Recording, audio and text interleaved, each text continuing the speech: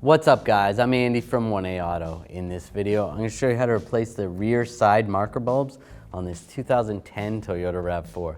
If you need parts for your vehicle, click the link in the description and head over to 1aauto.com. There's a cover right here. There's two little lock tabs right there. Use both your fingers and pull that little cover off.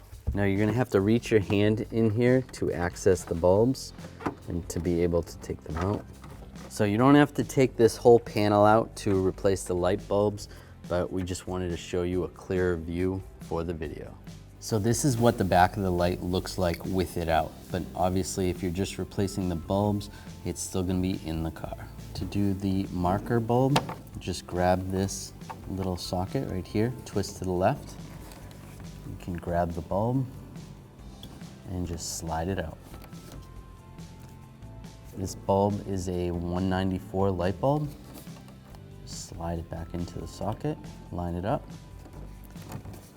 Slide the socket back in to the taillight and twist to the right, lock it in place. Take this cover, line this up in the back, lock it in place.